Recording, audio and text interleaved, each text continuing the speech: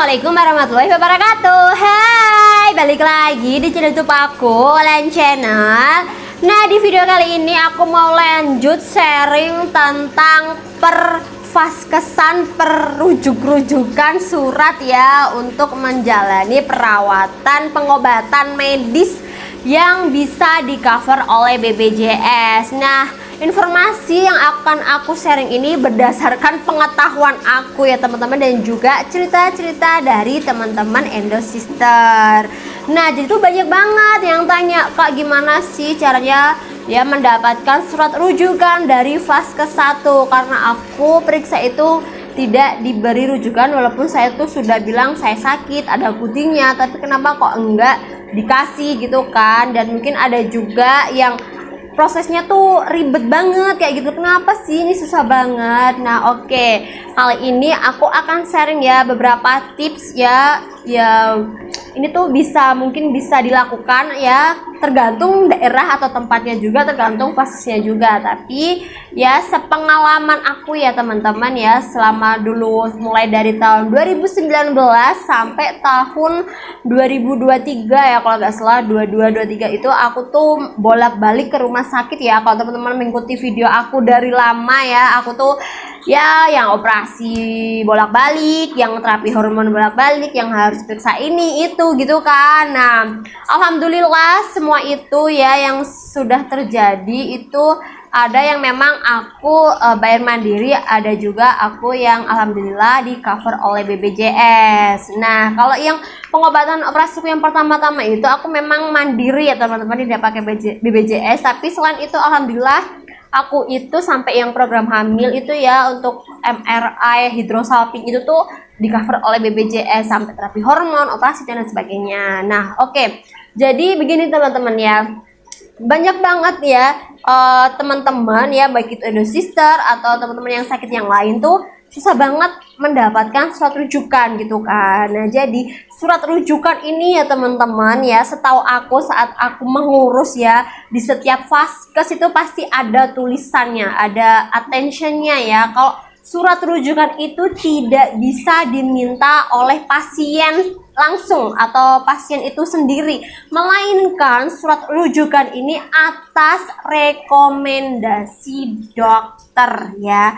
Jadi kita hanya bisa mendapatkan surat rujukan itu jika memang dokternya yang menganjurkan ya untuk pengobatan lebih lanjut, di mana di vaskes atau klinik tersebut memang sudah tidak mampu gitu ya, butuh perawatan lebih di rumah sakit lain kayak gitu. Nah, jadi saat kita periksa gitu ya teman-teman emang kondisinya lagi sakit nih, misal sakit perut ya, sudah periksa ke vaskes 1 gitu ya, tapi kenapa dokternya tuh tidak memberi rujukan gitu ya, padahal pengennya tuh langsung diperiksa mungkin di USG atau di ronsen atau dicek lab atau gimana gitu kan, tapi kenapa dokter tuh enggak ya. Jadi tuh ada step by stepnya teman-teman ya. Kalau di vaskes 1 itu ya pasti dokter itu akan memberi pengobatan dengan obat dulu nih ya, biasanya tuh gitu, dengan obat dulu ya.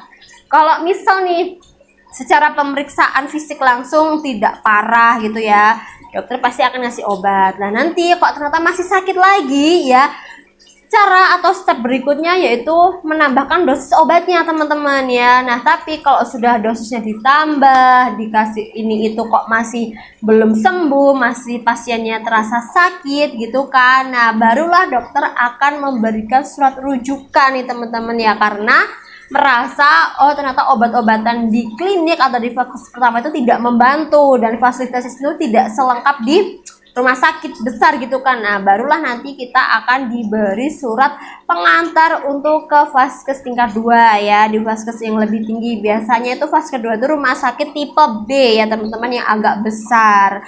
Nah, nanti di surat rujukan itu tuh ada keterangannya teman-teman, kita sakit apa, terus kita dirujuk di rumah sakit mana, butuh tindakan apa. Nah, selain surat rujukan ya teman-teman, biasanya kadang ada dokter juga yang melampirkan kayak surat keterangan kayak gitu. Jadi kita dapat surat keterangan dokter gitu ya, tulisan dokter, dan juga ada surat rujukan ya. Tapi ada juga yang cuma dapatnya tuh surat rujukan yang BPJS aja.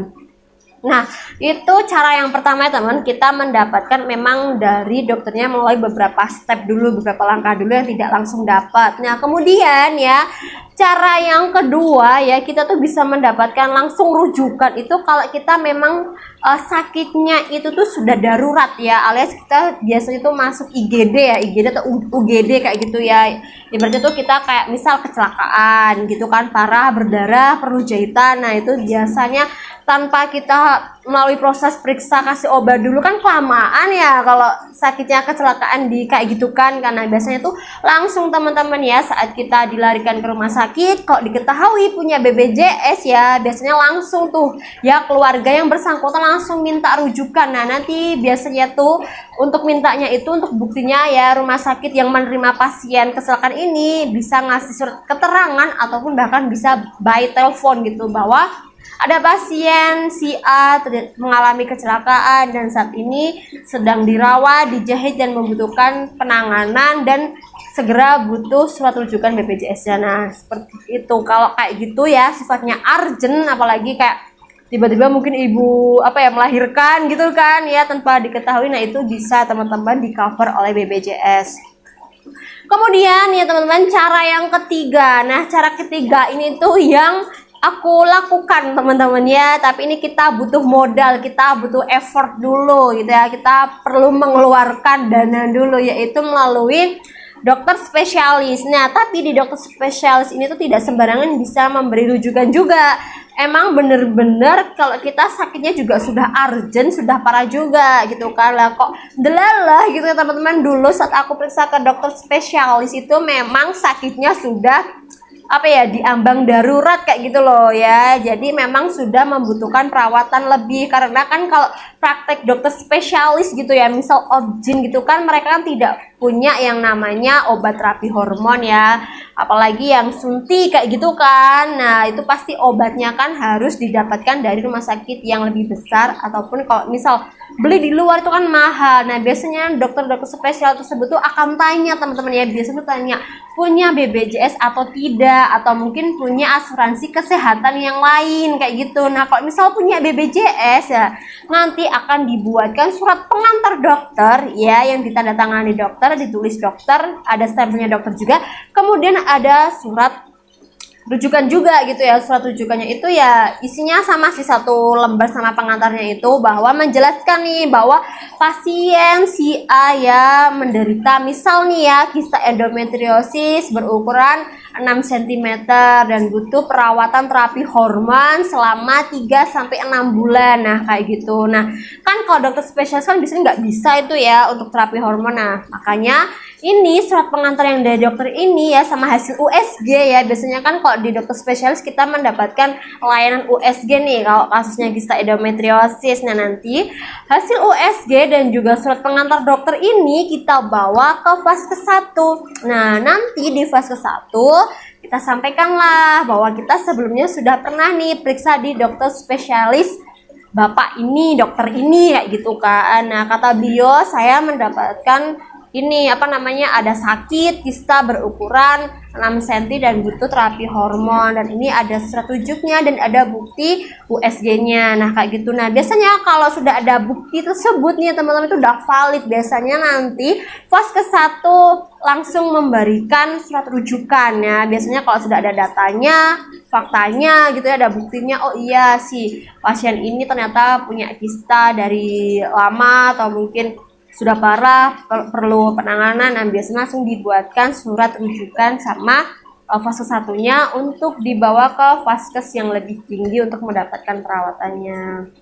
Nah, itu tadi ya teman-teman beberapa cara gimana kita bisa mendapatkan surat rujukan ya dari fase 1, atau gimana caranya biar penanganan perawatan kita itu bisa tercover oleh BPJS. Nah, semua itu tergantung dengan vaskesnya teman-teman. Ada yang memang vaskesnya itu ya dokternya tuh enak gitu ya, ada yang gampang ya, memang ada juga yang susah ya, kayak memang prosedurnya tuh memang harus dicek dulu, diperiksa dulu, dikasih obat dulu, apakah ada efek gitu kan, apakah ada perbaikan dalam tubuhnya gitu kan. Nah, kalau memang tidak ada, biasanya barulah dikasih rujukan. Tapi ternyata saat tahap awal dikasih obat sudah sembuh, ya udah sembuh gitu loh. Berarti tidak perlu dirujuk sampai ke rumah sakit yang lebih besar. Nah, itu tadi ya teman-teman beberapa caranya. Ya mungkin di sini teman-teman ada yang mau sharing nih. Ya mungkin ada cara lain ya gimana caranya mendapatkan surat rujukan dari fase ke-1. Boleh banget ya tambahin aja, atau mungkin aku ada salah kata atau masih kurang, boleh banget juga komentar nambahin, langsung aja tulis komentar teman-teman di bawah ya. Atau boleh juga teman-teman cerita-cerita sharing DM di Instagram aku @wulandani ya, aku tunggu. Oke, sampai di sini aja videonya. Semoga video ini bermanfaat. Jangan lupa untuk like video ini, kemudian subscribe channel YouTube aku, dan jangan lupa nyalain tombol loncengnya, dan jangan lupa ya untuk di-share ke semua sosial media teman-teman agar video ini jadi lebih bermanfaat. Terima kasih. Wassalamualaikum warahmatullahi wabarakatuh.